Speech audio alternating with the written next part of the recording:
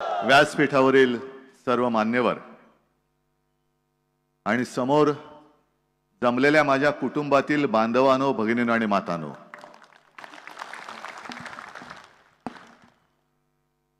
निखिलजी, तुमच्याप्रमाणे माझाही, माझ्याप्रमाणे यांचाही आणि यांच्याप्रमाणे या कॅमेऱ्याच्या पलीकडे बसलेल्या लोकांचा आजच्या या दृश्यावरती विश्वास बसत नसेल. कारण समाजवादी आणि हिंदुत्ववादी हे एका व्यासपीठावरती कसे? बरं, ते तर बाजूला ठेवा. एका वेळेला आमच्याशी रोज काही ना काहीतरी करून कुरापत्या काढून झगडा करणारे निखिलजी आणि कपिल पाटील हे आमच्या समोर होते. ते आमच्या माझ्या उजव्या बाजूला आणि डाव्या बाजूला कसे? कारण आता वेळच तशी आलेली आहे. कपिलजी, तुम्हाला मी खास धन्यवाद देतो, तुमचं अभिनंदन करतो. तुम्ही केवळ एक तुमची काहीतरी हौस भागवायची म्हणून पक्ष नाही काढलात, तर ज्या वेळेला देशाला गरज आहे, लढवय्यांची गरज आहे, अशा वेळेला पक्ष काढलेला आहात.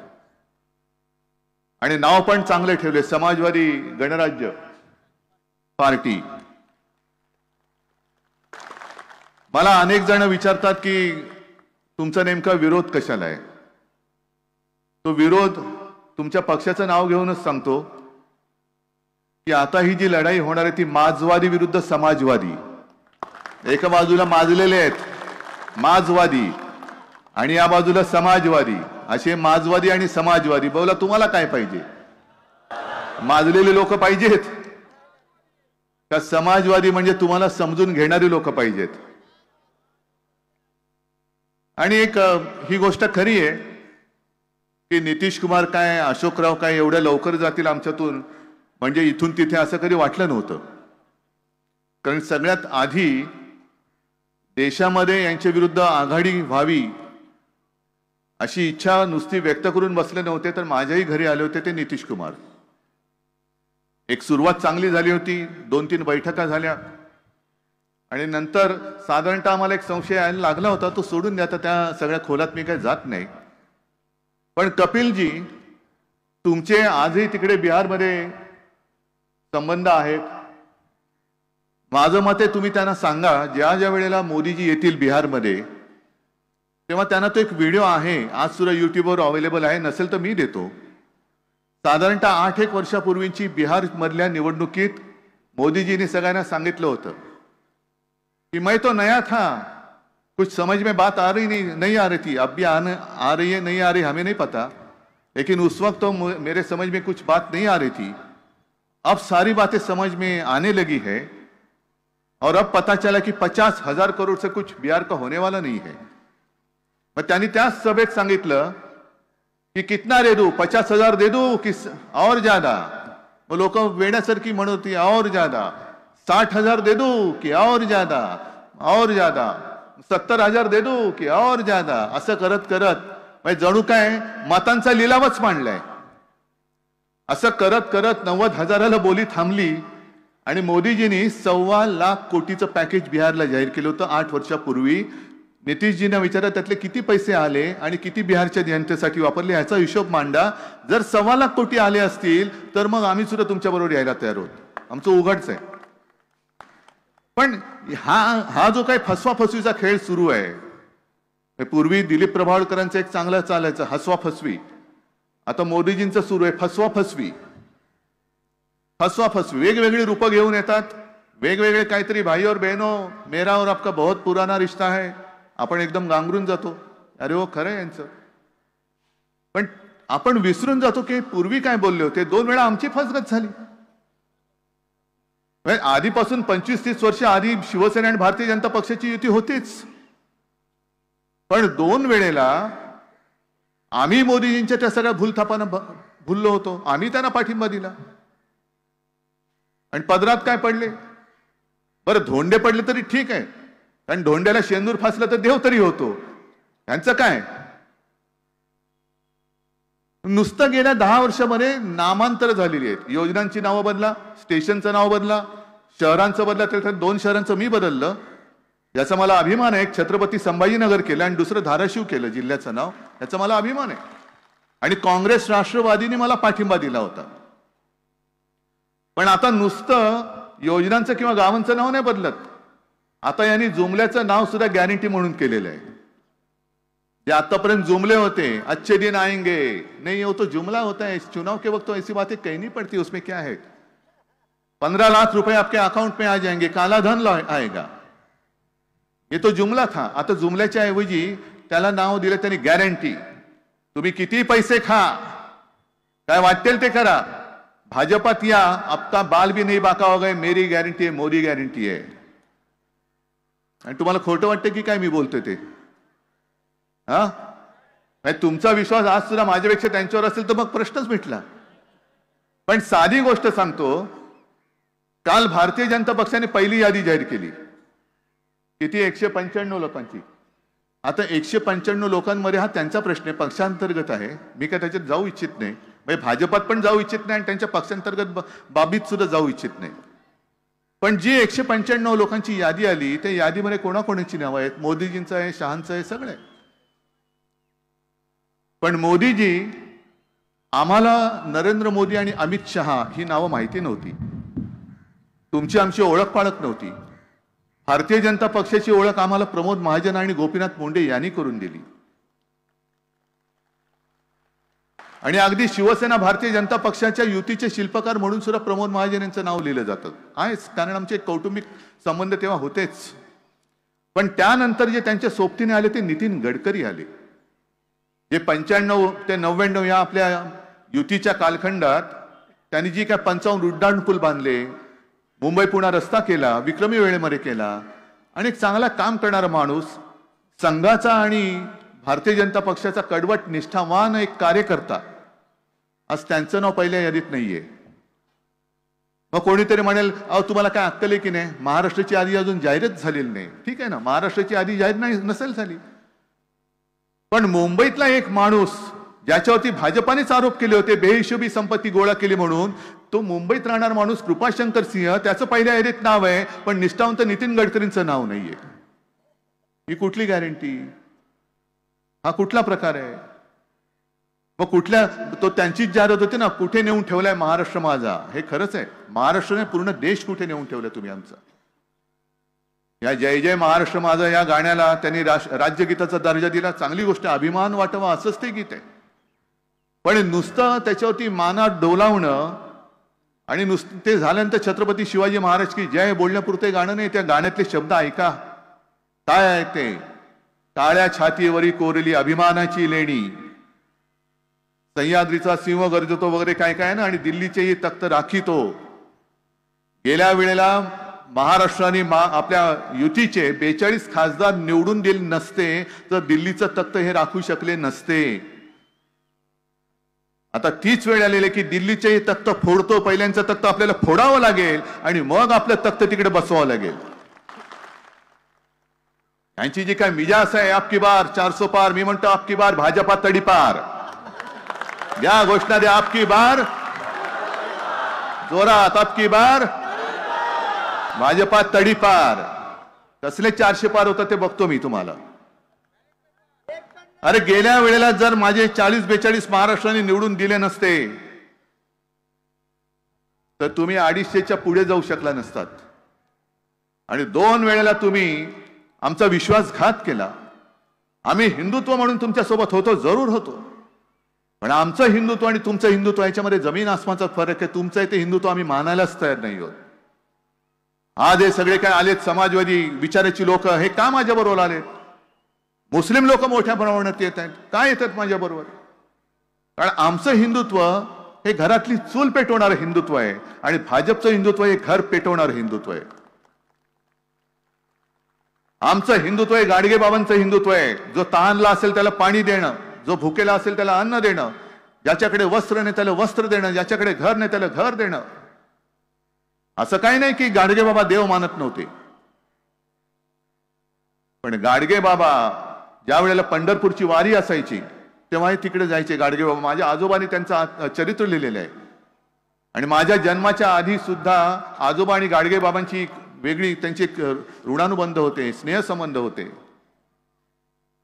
माझी आई सांगायची, बाळासाहेब सांगायचे की गाडगे बाबा घरी यायचे पण ते घरात नाही यायचे, बाहेर बसायचे. आमचं दादरचं घर मला नाही माहित तुमच्यापैकी किती जणांनी त्यावेळेला पाहिलं असाल, आता तिकडे सुरत टॉवर झालंय.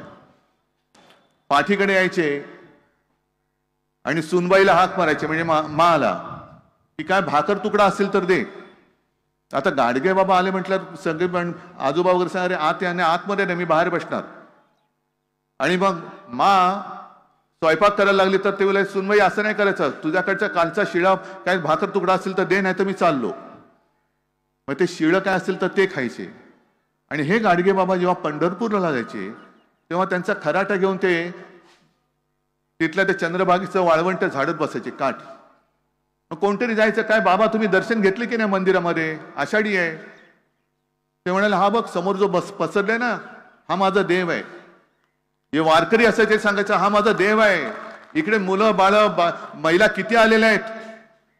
इकडे जर का साफसफाई नसेल, कचरा साठला तर रोगराई येईल. आणि जर रोगराई आली आणि ह्याच्यामध्ये काहीच घडलं तर तुझा आतला देव सुद्धा मला माफ नाही करणार. पहिले ह्यांची सेवा कर, ह्यांची सेवा केली तर आतला देव तुला पावेल. हे आमचं हिंदुत्व आहे, कारण हे संस्कार लहानपणापासून आमच्यावरती झालेले. आज तुम्ही सगळेजण सोबत आल्यात, महाराष्ट्राच्या कानाकोपऱ्यातून आलेला आहात. नेमकं काय करणार? आप आगे बढ़ो, हम तुम्हारे साथ है. आले सगळे तुम्ही साथ, काय करायचं काय सांगा मला. मला कुटुंब प्रमुख मानता, त्याच्याबद्दल तर नक्कीच मी तुमचा ऋणी आहेच. पण नेमकं काम काय करणार? कारण तर पैसा तर अमाप आहे.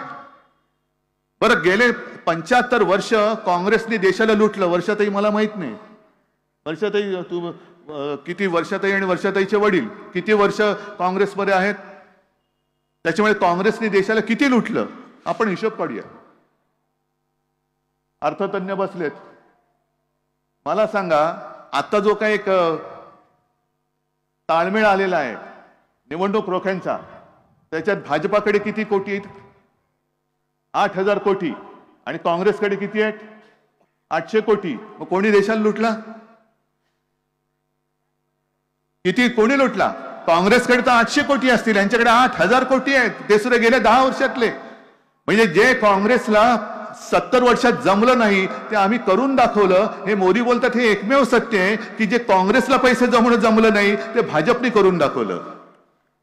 800 कोटी काँग्रेसने जमवले, यांनी 8,000 कोटी. आणि तरी काँग्रेसवरती आरोप करतायत यांनी देशाला लुटला. संपूर्ण एक असं वातावरण करायचं आणि ह्या पैशाचा वापर किंवा गैरवापर प्रचंड मोठ्या प्रमाणात जाहिराती करून करायच्या. मोठमोठ्या जाहिराती मी प्रत्येक माझ्या सभेत सांगतो.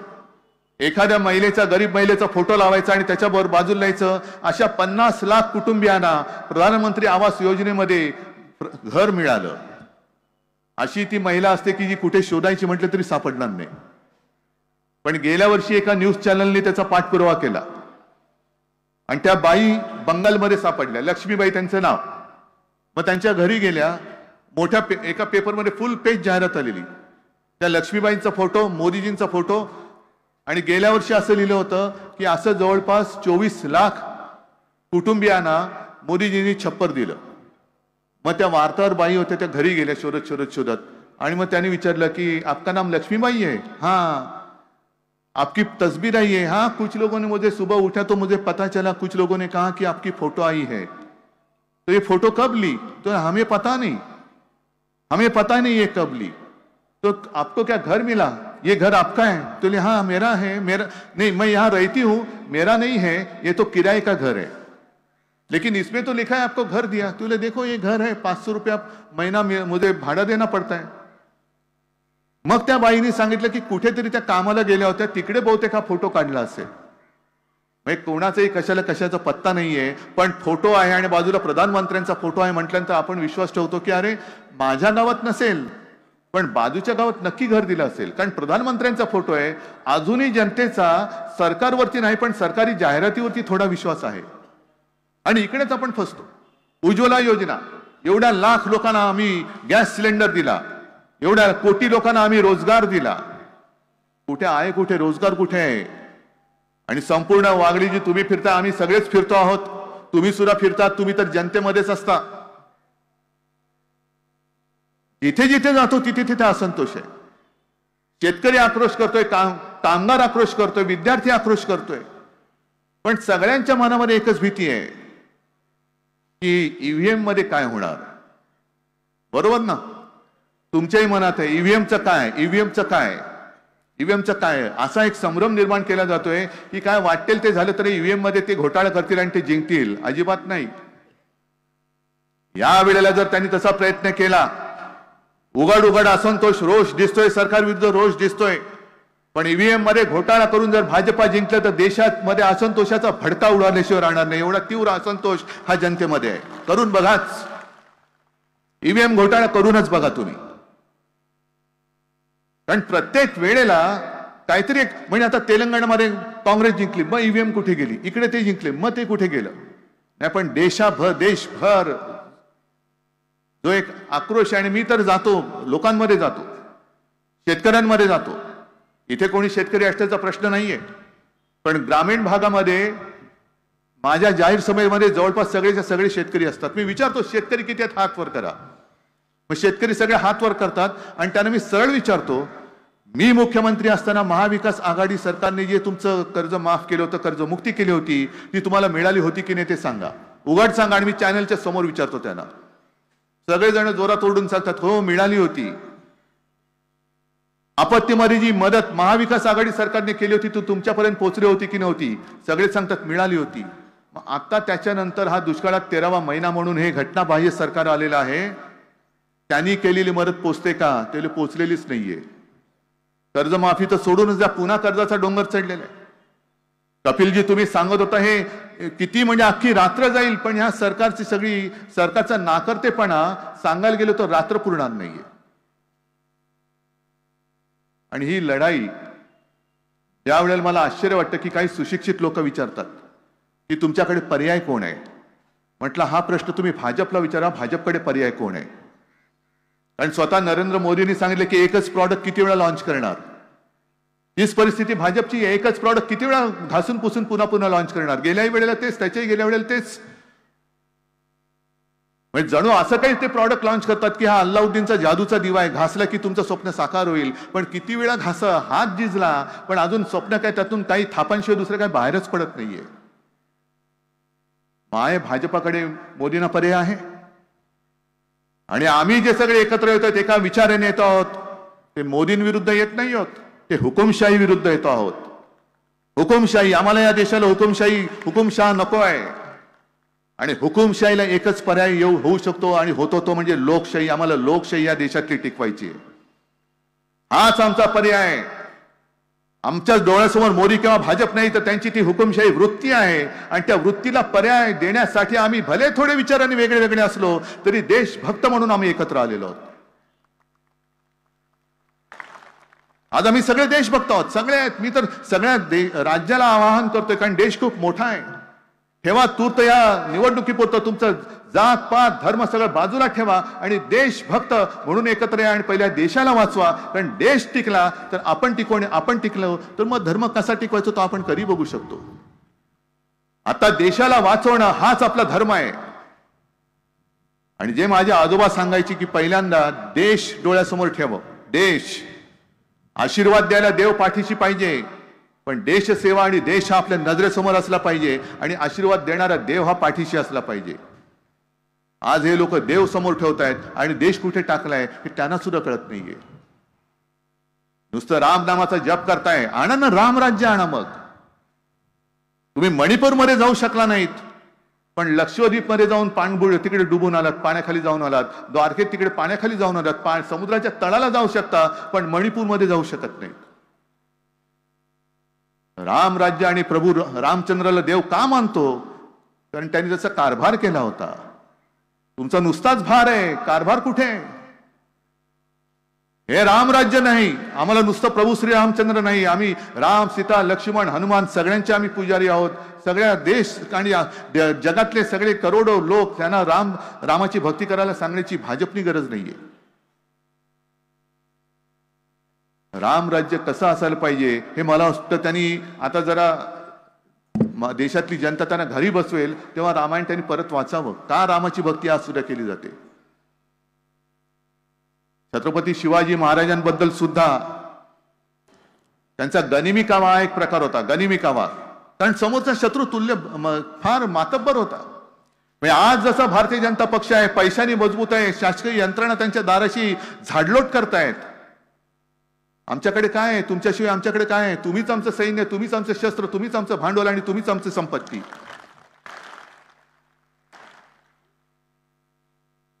छत्रपती शिवाजी महाराजांनी सुद्धा गरिमी काळाचा तेव्हा अवलंब केला होता, पण संपूर्ण इतिहासामध्ये एक सुद्धा उल्लेख असा नाही की छत्रपती शिवाजी महाराजांनी त्यांच्या मित्राला दगा दिला. एक सुद्धा उदाहरण मिळणार नाही. तुम्ही नावं मोठी मोठी घेतायत, प्रभू रामचंद्राचं घेताय, छत्रपती शिवाजी महाराजांचं घेताय, पण त्यांच्यापैकी काहीतरी एक कण तरी तुमच्यामध्ये आलाय का, हा पहिला विचार करा.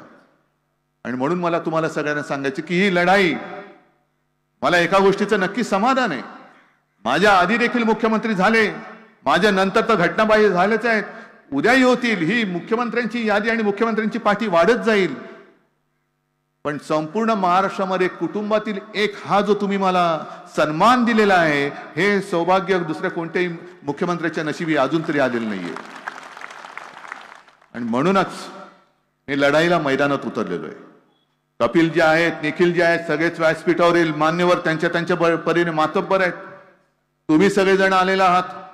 ही लढाई माझी एकट्याची नाहीये. उद्धव ठाकरेला परत मुख्यमंत्री व्हायचे, उद्धव ठाकरेला पंतप्रधान व्हायचे, म्हणून ही लढाई नाहीये. ही लढाई तुमच्या भावी पिढ्यांची आहे. तुम्ही विचार केला पाहिजे की तुमच्या ज्या पिढ्या ज्या आणखीन 20 वर्षांनी 50 वर्षांनी या देशात राहणार आहेत, त्या लोकशाहीतेने राहायला हवं का हुकुमशाहीमध्ये राहायला पाहिजे, हे तुम्ही ठरवायचंय. आणि तुमचं मत तुम्ही द्या. ज्याला हुकुमशाही, मी तर म्हणतो हुकुमशाही प्रेमी आणि लोकशाही प्रेमी अशी ही लढाई आहे. आणि मला खात्री आहे की ज्या पद्धतीने उत्स्फूर्त प्रतिसाद मिळतोय, भारत मातेची जी कूस आहे ती एवढी अजूनही निर्वंश होण्यासारखी नाहीये. या भारत मातेच्या पोटातनं अनेक क्रांतिकारक जन्माला आलेले आहेत, विचारवंत आलेले आहेत. मगाशी तुम्ही सगळ्यांचा उल्लेख केला, विवेकानंद, शाहू फुले, आंबेडकर, मोठी कितीतरी यारे. तीच भारत माता ही गुलामगिरी पुन्हा स्वीकारू शकणार नाही. आणि गुलामगिरीचा अंत करण्याची कदाचित मोठी जबाबदारी ही छत्रपती शिवाजी महाराजांनी आपल्यावरती सोपवली नसेल ना. कारण पूर्वी सगळेजण होऊन गेले. अगदी आणीबाणीच्या काळामध्ये सुद्धा दिग्गज साहित्यिक सुद्धा उतरले होते. पु ल देशपांडे होते, दुर्गाबाई भागवत होत्या, मोठमोठे विचारवंत होते, जयप्रकाश नारायण होते. अंधेरे में एक प्रकाश. आता हा प्रकाश आपल्याला पुढे न्यायचा आहे. आणि ही जबाबदारी कदाचित मोठी ऐतिहासिक जबाबदारी की भारतामध्ये हुकुमशहा जन्माला येताच क्षणी कसा गाडला जातो आणि या पिढीने तो कसा गाडून दाखवला, हे दाखवण्याची जबाबदारी आपल्यावरती आलेली आहे. आणि एवढ्या मोठ्या संख्येने तुम्ही आलात. मला खात्री आहे जे बिहारमध्ये होतं, असं म्हणतात की बिहारमध्ये तेव्हा ती सुरुवात झाली होती गांधी मैदानापासून, पण माझा महाराष्ट्र सुद्धा देशाला दिशा दाखवतो. आणि महाराष्ट्र जे करेल ते संपूर्ण देशासाठी करेल. आणि पहिला हुकुमशाहीचा पराभव, पहिला हुकुमशाहीचं थडगं हे छत्रपती शिवरायाचा महाराष्ट्र बांधून दाखवल्याशिवाय राहणार नाही. हा एक आत्मविश्वास बाळगतो. तुम्हाला सगळ्यांना धन्यवाद देतो, शुभेच्छा देतो. जय हिंद, जय महाराष्ट्र.